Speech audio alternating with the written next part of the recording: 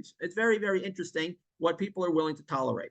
Okay, so here, this is an article from Mishpacha Propaganda Family Weekly. Very good stuff here you find sometimes. A miracle happened here. This is from December 26th, and it talks about the miracles in the South. Unfortunately, there were a lot of terrible tragedies happened there, but within the tragedies, there were silver linings. It could have been many, many times worth. Hashem was with us that day in the midst of the tragedies. We did not merit a full protection from Hashem, but we got a lot of miracles that day. So they write about for 8 straight hours in Simchas Torah morning, Kibbutz Alumim's emergency response team. This is one of those things that the soldier wants to join. Fought off dozens of terrorists. They show a picture here of the emergency response team. Okay, now I don't mean to put these people down. These people are heroes. They fought like warriors. They slaughtered a lot of our enemies, and they were actually injured in the battle. Thank God, none of these people were killed. So I'm not saying anything negative about them, even though it may seem that way. But look at this picture. Okay, you got the guy in the middle who's heavy set. These are older people, middle-aged or older, not really in the best of shape. And they were going up against dozens of terrorists, well-trained, much better armed. Okay, and this is the people that were left to fight. Okay, very interesting. And you'll see why I'm bringing this to your attention. Okay, you'll see why I'm bringing this to your attention. So they go over here and they describe how they were abandoned, and they interview these 3 soldiers. What a beautiful place is. Just scrolling through the article, and it talks about here. Listen to this. The Kitat Konanut, or the Emergency Response Squad, served as the earthly emissary of divine salvation for Kibbutz Alumim. These emergency squads have been around since the early days of the state, Zevik explains. He was one of the participants in the squad. Today, some of the squads, primarily in Yehuda and Shomron, otherwise known as Judea and Samaria, are manned by police, while in the border towns in the north and south, they are usually under the command of the IDF. That's the way it was in Alumim. We had an IDF supervisor, and it was the IDF who set in place our protocol. So these were not completely independent. These were local residents of the town, but they were under the command of the IDF. The IDF set the protocol for them.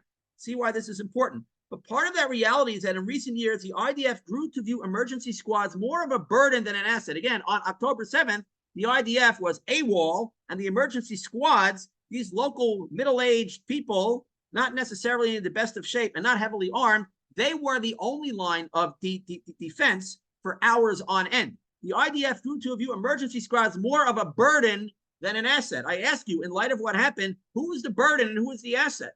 The weapons provided to them were outdated, less professional, and there was some talk of completely taking the squads out of service. Some of the disputes between the Kitot Konanut and their IDF superiors revolved around where the weapons should be stored. Logically, it would make sense for the team members to keep their arms close by, right? However, due to a spate of weapons thefts in recent years, hold that thought, the IDF preferred to store the weapons on nearby army bases. In other words, you'll have local security teams that the IDF really doesn't want, considers to be a burden, giving them outdated weapons. And now the IDF says, you know what, we have a better idea. We'll keep the weapons with us. So if anything happens, you give us a call, drive over to the army base and pick up your weapons and then go back and use those weapons, right? Because, it's dangerous for you to have weapons. The residents, in contrast, pleaded that the weapons stay within easy reach. Can't imagine why. The compromise came in the form of an armory, a weapons storage room located in the center of the kibbutz or town, with the key is in the possession, not really great writing here, with the key is in the possession of the Rav Shatz, an acronym for Rakaz Bitachon Shotef Tzva'i, the local IDF security coordinator. Okay, so there's one guy who would have the key to the armory. In case of a terror attack, the Rav Shatz would unlock the armory, and all the squad members were to quickly grab arms and get to work defending their community. So now imagine, okay, there's a fire burning down the town. All the water hoses and fire extinguishers are in one locked part of the town. One person has the key there. And if there's a big inferno suddenly going up, go find this guy, get the key, run there, get the fire hoses, then go back and put out the fire. Makes a lot of sense. That sounds like a brilliant idea, right? Yet, how does this help in an emergency situation when a terrorist is infiltrated and the weapons are locked in the army? Yeah, who would have thought of that? What happens if you're actually being attacked right now? And you can't necessarily get to the armory, and you can't necessarily find the guy who has the key, or you don't necessarily have the time to do all this and get the weapons and then go back and then start shooting it out with the terrorists. Nobody ever thought of that one, right? Well, the official answer to this question was that Hamas wouldn't ever succeed in invading Israeli territory anyway, so the whole squad apparatus was just a token gesture. Whatever, don't worry. You're not going to need those weapons anyway. Never going to happen. Unfortunately, October 7th proved that assumption dead wrong. Read a little bit more here. In Kfar Aza and Be'eri, the vaunted Rav Schatz with his vital ring of keys was the first to be killed. What do you know? The one guy who had the key to all the weapons happened to be the first guy who gets killed. As if Hamas would somehow know who this person is and where to find him, so they could just happen to take him out. Interesting. The weapons remained locked in the armories, and the emergency response team had no realistic way to prevail against their invaders. Is this all a series of blunders and unfortunate coincidences, or can we speculate that maybe this was deliberate? Maybe this was deliberate. Okay? Unbelievable. It goes on and talks more about the betrayal. And you see, these people were fortunate enough that they were able to get their weapons in time. And it talks about later on here's the miracle. During those moments when they had just about left their houses, the squad members experienced what they can only describe as a miracle. There are two ways to enter Kibbutz Alumim: the electric gate in front, which was closed due to Shabbos, and a back entrance near the agricultural structures, which was padlocked. Once the lock was shot off, the terrorists were in. So the terrorists were forced to go in through the back way. Okay? So then, because they were in the back way, skipping ahead a little, the fact that the terrorists focused on the main entrance gave the emergency squad those critical moments. They tried to get in, they couldn't get in, they had to go all the way around. So it bought them a little time when they knew that there was trouble, bought them the critical moments, and also the guy with the keys couldn't randomly happen to be the first guy being killed. Gave the emergency squad those critical moments they need to get to the armory and grab heavy weapons, in contrast to what happened on Kibbutz Be'eri and Kfar Aza. Those weapons allowed them to ward off the murderers and keep them from the kibbutz residents. The working assumption of the squad was that the IDF would arrive soon with reinforcements, but instead the squad, again, you saw that picture of the squad, 3 middle-aged guys, a little heavy set with outdated weapons, found themselves alone fighting off wave after wave of terrorists. Additional terror cells got into the kibbutz, but somehow the few fighters of the civil defense squad managed to hold them off. As hour followed after fateful hour, nearly 8 hours in all, no IDF, the members of the security team carrying outdated M16 rifles waged battles against dozens of fighters armed with machine guns, grenades, and rocket-propelled grenades. Some of the squad members were injured during the battle. One of them continued to fight for another 4 hours after taking 3 bullets in his legs before being evacuated. And it goes on about more miracles. Again, I want to show you a picture of these brave people. I'm not making fun of their physical appearance. I'm not in the world's greatest shape either. These are local residents who never imagined that they would have to do this, okay? These are brave heroes. But from the perspective of the traitors, when they look at this picture, what do they see? They see no chance these guys are going to be able to fight off waves and waves of terrorists for 8 hours. They probably won't be able to get their weapons either. They're going to be slaughtered. That was the intention. That was the plan. These people fought very valiantly. Baruch Hashem, God was with them on that day, and they rescued their friends and neighbors. Okay? But this is what's going on. Okay? What was the pretext for taking away their weapons and locking them in an armory that only one person had a key to? Because, well, they were afraid weapons might get stolen from the local residents, right? God forbid the weapons should fall into the hands of the enemy. Better for nobody to have weapons. So, just for fun, I did a Google search. Weapons stolen IDF bases, right? They said the weapons should be held on the IDF bases. That was pre-compromise, right? The weapons will be stored on IDF bases. Okay? 380,000 results on Google. Let's read some of the headlines. Israeli military reports theft of 26,000 bullets from army bases. About 70,000 bullets, 70 grenades stolen from army base. This is from Turkish news. Weapons thefts, a gaping hole in the Israeli army. More and more weapons are stolen from Israeli military bases every week. IDF must stop its weapons from being stolen. Editorial. Army tank stolen from military base in Israel. I'm sorry, but that's hilarious. That's just hilarious.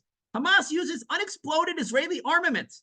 Unbelievable. Okay, look at this. Military police probing theft of machine gun from IDF base. IDF investigating massive theft of ammunition from base. Now, obviously, some of these are overlaps. It's the same story, but on and on and on. Look at this. Unbelievable. Unbelievable. All the weapons being stolen from the bases. And then for fun, okay, here's the Turkish news. A gaping hole in the Israeli army. Army thefts of massive proportion, arms thefts rather, of massive proportions have been haunting the Israeli military for a long time, raising questions whether the stolen weapons are ending up in the hands of Palestinian resistance groups. This is from Turkish news, which, by the way, I trust more than the Israeli news. Okay, that's the world that we live in. I trust the Arabic news and the Turkish news more than I trust the Israeli news. Okay, but there's no argument. This happened. Okay, weapons have been stolen, massive quantities of weapons, but we can't have a few outdated weapons in the hands of local residents. God forbid they'll get stolen. Right?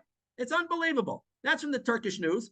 Here we have from Business Standard. I like the fact that when I scroll down, it says BS Home on top. BS, because that's what that's what the media is, a bunch of BS. What's arming Hamas? This advertisement. What's arming Hamas? Increasingly stolen weapons from Israeli military. Well, isn't that lovely? There we go. Israeli officials have concluded that a significant number of weapons used by Hamas in the October 7th attacks and in the war in Gaza came from an unlikely source, the Israeli military itself. But you and me, in our little local shtetls, we can't have any outdated rifles. God forbid Hamas steals them. Yeah, Hamas isn't going to you and me to steal your little cap gun. They're going to the IDF and driving away in tanks. Okay? Unbelievable. Recent intelligence has shown the extent to which Hamas has been able to build many of its rockets and anti-tank weaponry out of the thousands of munitions that failed to detonate when Israel lobbed them into Gaza, according to experts and Israeli and Western officials. Okay? Hamas is also arming its fighters with weapons stolen from Israeli military bases. That's unbelievable. Okay? One 750-pound bomb that fails to detonate can become hundreds of missiles or rockets. So in other words, Israel is dropping dud bombs into Gaza. One of those dud bombs that doesn't explode can become hundreds of missiles or rockets that are lobbed right back, not in North Tel Aviv and Herzliya and Cia's area and the rich people's sections. I noted recently, it was very interesting that on one side of the mouth, the snakes claim that the enemies have tens of thousands, hundreds of thousands in rockets, and they cannot control where they go. Okay, they have no control over where they go. And yet somehow they randomly never hit any of the elite places. They never land on a bank or a high-tech company or the stock exchange or their little elite islands. Okay, and then the other side of the mouth, they say they have precision-guided rockets. They can strike any part of Israel, and they never intentionally strike any of the above places. So whether it's random or intentional, some places are getting spared. But anyway, Israel is supplying the arms that they need through theft, through undetonated weapons. Is it intentional, purely an accident? I'll leave that for you to decide. I'm just giving you the information.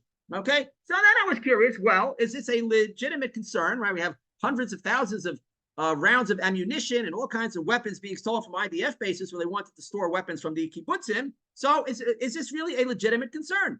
Northern kibbutz, this is from October 12, 2015, going back almost 10 years. Northern kibbutz reports theft of 6 assault rifles used for security. Well, there you go. 6 assault rifles. I couldn't find many other examples, but there you go. 6 assault rifles. They stole a few M16s. So because of that, so now the local residents should have their weapons either stored on IDF bases where they would be surely protected from theft, or in an armory with one guy who has a key, and it'll take forever for them to get the weapons. This is the kind of nonsense that's going on, and all of this is open source. I mean, this is what they're telling us. This is what they're telling us. Again, what's your red line? Do we have a red line? Is it time to start talking about a red line? How much more of this are we going to tolerate? Okay,